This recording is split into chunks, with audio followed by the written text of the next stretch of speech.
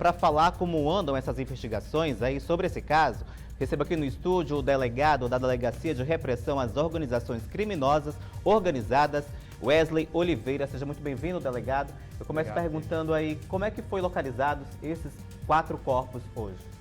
David, desde segunda-feira, em que nós tivemos o início dos trabalhos naquela região, nós conseguimos localizar 5 corpos na segunda-feira. Esses trabalhos eles continuaram conforme as informações que a gente tinha e hoje nós logramos êxito em encontrar mais 4 corpos. Então foram encontrados 4 corpos dentro de uma manilha da CAER, da rede de esgoto, sendo que 3 desses corpos estavam envoltos em uma lona e um quarto corpo estava envolto numa espécie de lençol, de toalha, ou cobertor. E aí nós temos basicamente 4 esqueletos, o que estava mais embaixo em estado mais avançado de decomposição e os que estavam em cima em estado menos avançado de decomposição. A datação, para saber exatamente a diferença, só mesmo quando a gente tiver um adiantar na perícia. Foram retirados esses esqueletos lá desse local, com esses corpos, e agora ao todo nós temos 9 corpos encontrados nessa mesma região, sendo que ao lado dessa manilha tinham sido encontrados mais 3 corpos, um outro corpo um pouco mais distante e o primeiro corpo bem na entrada aonde o repórter fez a chamada. Então basicamente esse é o cenário que a gente tem. A gente tem informação de que esses homicídios estão ligados à atividade de organizações criminosas e daí nós estamos auxiliando a Delegacia de Homicídio na investigação desses delitos. E essas organizações criminosas seriam brasileiras ou de venezuelanos? A informação que a gente tem é que seria uma facção venezuelana. Infelizmente essas facções elas têm se associado às facções brasileiras. Então, nesse primeiro momento, a gente não pode precisar exatamente se seria exclusivamente a facção venezuelana ou se teria alguma participação de integrantes da facção brasileira. Na segunda-feira, logo que esses primeiros corpos foram localizados, 4 pessoas foram presas também, delegado? E como é que andam as investigações para tentar localizar outros suspeitos, outros envolvidos aí nesse caso? Foi feito pelo Dr. Luiz Fernando um flagrante, de 2 dessas pessoas em que a Justiça decretou a prisão preventiva. Então, 2 desses envolvidos estão presos e as diligências continuam para a gente tentar identificar os demais participantes e os demais mandantes desses crimes. As vítimas, nós podemos dizer que até o momento a gente tem a indicação de ao menos 4 mulheres. Então, dos 9 esqueletos até o presente momento, a gente tem uma indicação de 4 mulheres. Como que nós vamos ter a confirmação? Quando a perícia fizer um estudo mais aprofundado dos esqueletos. Porque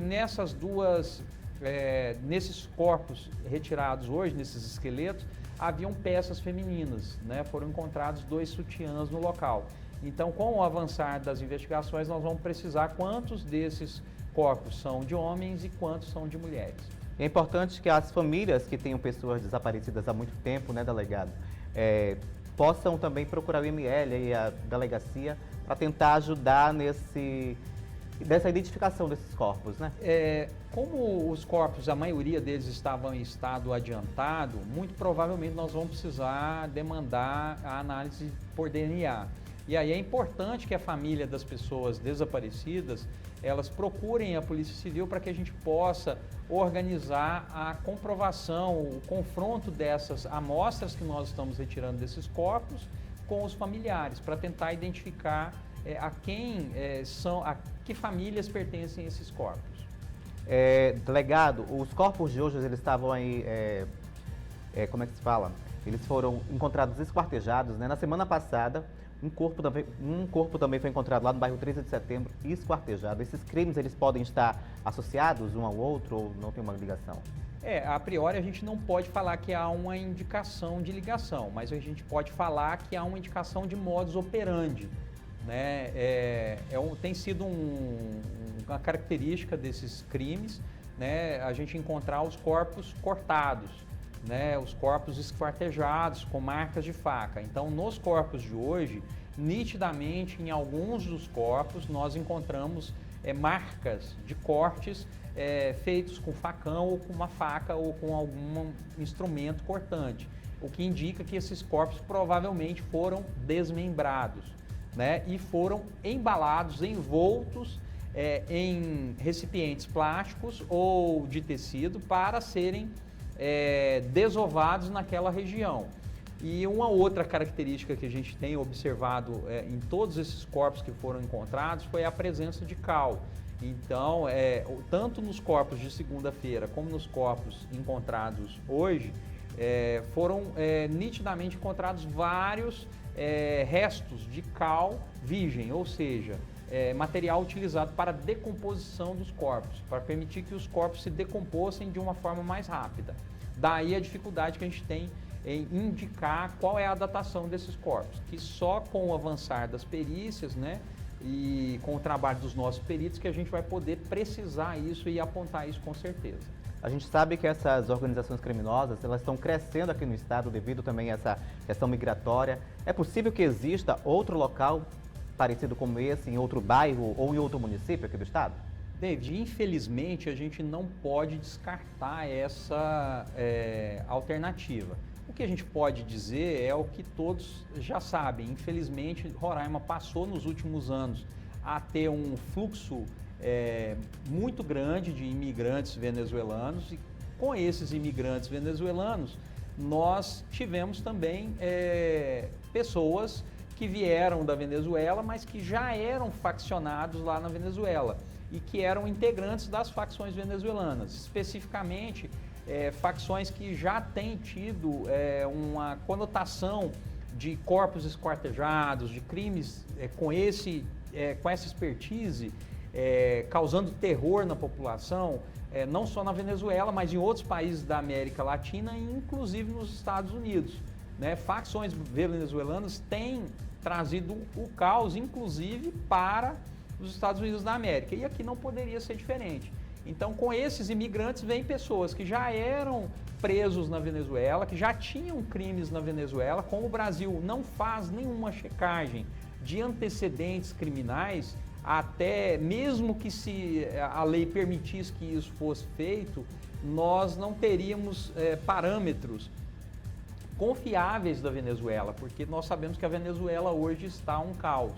Então, nós não temos uma interação com as autoridades venezuelanas como nós já tivemos no passado, né? Há 15, 20 anos atrás, nós conseguíamos ter um diálogo com a polícia venezuelana e nós conseguimos trocar informações com os policiais venezuelanos.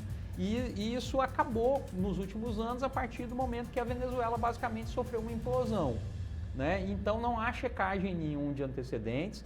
Esses venezuelanos, eles entram no Brasil sem qualquer tipo de parâmetro e, junto com as pessoas que têm vontade de melhorar de vida, que querem ter um futuro melhor, que querem trabalhar, infelizmente vêm membros dessas facções venezuelanas que já tinham um modo de operar dentro da Venezuela e que estão trazendo esse modo de operar para a nossa realidade local. Então, a gente não pode descartar nesse momento que existam outros lugares, né? Infelizmente, a gente não pode descartar isso, mas a gente vai continuar investigando, nós vamos continuar tentando localizar as várias pessoas desaparecidas. Nós temos um catálogo com várias pessoas que estão desaparecidas e que pode ou não ter algum envolvimento com esse tipo de execução, né?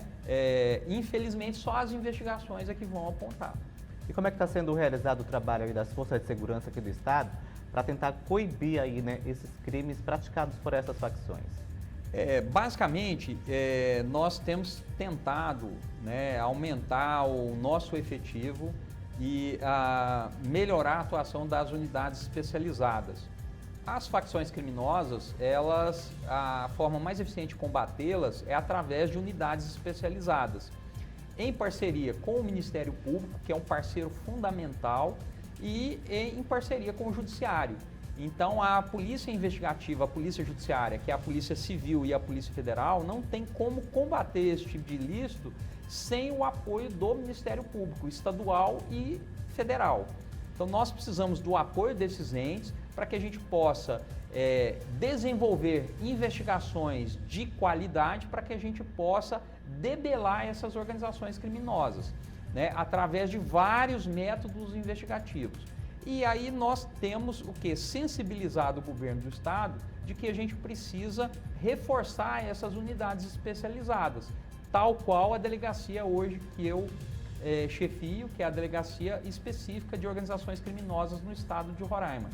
Então nós precisamos aumentar o efetivo dessas unidades, adquirir novos equipamentos e novos métodos de trabalho para que a gente possa debelar essas organizações criminosas antes que a gente tenha o resultado morte como a gente tem tido.